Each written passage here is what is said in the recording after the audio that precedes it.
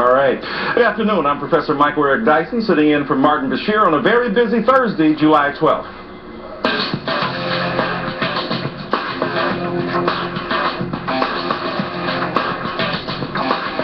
And we will have the latest on the Penn State response to the Sandusky investigation. But we begin with much more back and forth over BANE. And after weeks of being pummeled by the Obama campaign for his business record, Mitt Romney is taking conservatives' much offered advice and hitting back with a new ad, calling the president a liar. The Obama outsourcing attacks, misleading, unfair, and untrue. There was no evidence that Mitt Romney shipped jobs overseas. Obama's dishonest campaign, another reason America has lost confidence in Barack Obama. Now, in a bit of incredibly inconvenient truth for Mitt Romney, new reports suggest he has been less than truthful about when he left BANE Capital. For the last 10 years, Romney has claimed he broke from BANE in February 1999 to defend himself from charges that he laid off workers and outsourced jobs overseas. But new reports on the true length of Romney's tenure at BANE are making waves in a Boston Globe piece today, finding that Romney was listed as BANE's sole stockholder, chairman of the board, CEO, and president on SEC filings until 2002. The Romney campaign has responded in a statement, quote, "The article is not accurate, as BANE Capital has said, as Governor Romney has said, and has been confirmed by independent fact-checkers multiple times. Governor Romney left BANE Capital in February of 1999 to run the Olympics and had no input on investments or management of companies after that point." But hang on. What was it Romney said just yesterday about responding in politics? I, of course, respond to the attacks that come, but you know, they say in politics, if you're responding, you're losing.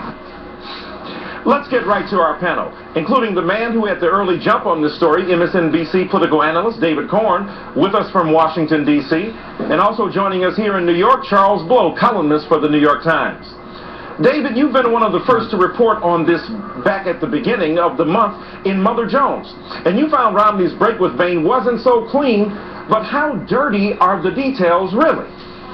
Well, you know, they keep trying to set up this bright, clear line in the campaign in BANE on February 1999, that Romney had nothing to do with the company really after that. But as I reported last week in the Boston Globe, amplified on that today, there are lots of SEC documents that show that he was signing these documents, claiming that he was in control of various BANE entities for a year or two or three after this point in time, and that he was controlling stock that was being bought by BANE and other companies.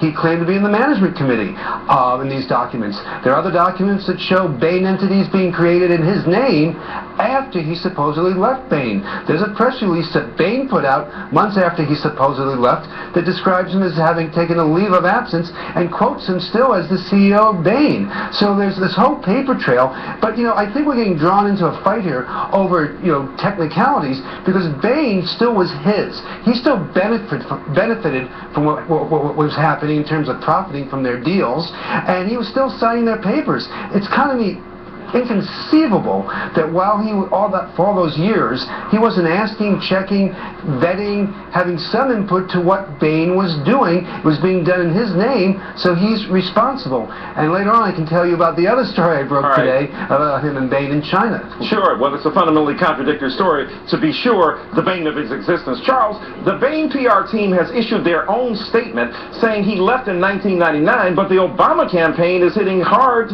very much on this case. Take a listen to Deputy Campaign Manager Stephanie Cutter today on a conference call. If the SEC filings aren't accurate, then prove it. If he wasn't investing millions of dollars in shell corporations, tax havens, Swiss bank accounts overseas to gain a tax advantage, then prove it. Prove it by releasing your tax returns.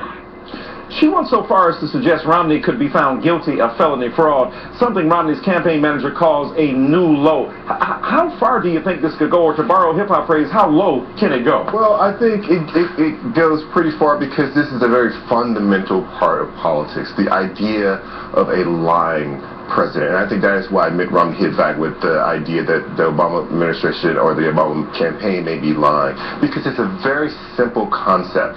This idea of who is moving papers around and SEC files. These are things that most people don't have any clue about. We don't have any workings with. If you were putting roofs on houses in the summertime, you know exactly when the last time you put a roof on a house because it's hot and you're tired. But this idea of you don't even know what the nature of work is for BANE, that it's all paper, that you don't necessarily have to be in a specific place to do this type of work, that the money that is made from that work can be put into shelters and in other countries when you may not have even visited a country in the last 5 years on vacation or anything. Those are concepts that are a little bit foreign to most people, and I think that it draws that into the public debate, and you start to see this guy so much different from the rest of us, and that he and the company that he made all of his money running cannot agree on when he stopped running that company. That's a big issue, and I don't think that anybody's going to let up on that, because the idea of the liar and the president have a really big conflict in American lore, going all the way back to, the chopping it out on the cherry tree and I just can't tell a lie. That is not something we want to combine. We don't want that idea of the liar and the president combined. Right, from George Washington down to Richard Nixon. David, the Romney pushback machine is spitting out multiple denials. To Politico, Romney advisor Matt McDonald said, quote, Romney wasn't involved in any investment decisions. He was on the SEC filings because he was still technically the owner, but hadn't transferred ownership to other partners. Still technically the owner for 3 more years? I guess nobody could have cleared that up in the contracts or the filings? He was technically the owner. He was, making millions of dollars from this ownership. He was claiming to be on the management committee in these filings. I mean, what is it? This is not the way, as Charles said, most people live their lives. And if you're not really the owner, if you're not really in control of these shares, then why are you representing that to the SEC? That's the argument that the Obama campaign has been making, that maybe he wasn't telling the truth. One thing they can't deny, they haven't denied yet, is the story that I came out with this morning showing that when he was at BANE, before this magical February '99 date, he invested millions of dollars in a Chinese company, a manufacturing company that was taking outsourcing manufacturing and outsourcing jobs from America. So this is a guy who now says he's going to be tough on China about poaching U.S. jobs, but when he was at BANE, when it was about making money, he invested millions in this Chinese company, and I'll put a link up in my Twitter feed. Well, David, have they responded to the story yet? Well, actually, they did. They did respond on background. They told me that they didn't take issue with the outsourcing issue, that this company was benefiting from U.S. outsourcing. What they said was, it was a routine investment in a foreign company, and lots of people do that. Right. Which indicates to me that they're kind of worried about this story becoming the next big BANE story for him to have to deal with. Sure. So, Charles, even in light of what you said about the George Washington cherry tree liar phenomenon that is really spooky to a lot of Americans, even if we accept that he was an absentee owner, Romney made at least $2 million from BANE alone last month. Not only that, he based his entire campaign on being a private sector business leader. Now suddenly it's Bart Simpson time. I didn't do it. I mean, what's going on here? Well, I mean, that's the fundamental thing. And as David said, the campaign is saying a lot of people invest in foreign countries. A lot of people in the middle of the country do not invest in foreign That's just companies. how much out of touch they are. It's this concept that this is something that all of the people do, and this is what middle class people do. No, it's actually not what middle class people do. You may own a little stock, it may be things that you know about, you may be invested in your 401k plan, but that may be the extent of your investment, because you don't have this kind of money to play around with. And this idea that you are making money from a company that is a foreign company that is making money from U.S. outsourcing is a real problem for people in the middle of the country who are hurting, who basically say, I can't find a job, or I lost my job to someone because they are working for wages that there's no way I can make a living working. Well, briefly, before I turn back to David, do you think that indicates just how out of touch they are, because they're assuming that everybody has this portfolio of offshore investments from which they reap benefits? I think that they're counting on an aspirational idea. They're counting on people saying, this guy was successful, I hope that one day I'm successful and I may want to do all this hook or crook stuff. But I don't think that people in the middle of the country who are hurting, you know, the swing state type of swing voter is the kind of person who will identify with this kind of behavior. Right. So, David, this narrative seems to be working for Obama. A new poll out today showing Romney dropping 3 points nationally. More crucially, on the economy, they are now flipped with Obama holding a 6-point lead. Romney led by 8 in June. Let me posit to you, that ain't so good for him. No, it isn't so good for him. And the problem that Romney has, if I may be so bold to suggest it, is that he can't talk honestly about this stuff.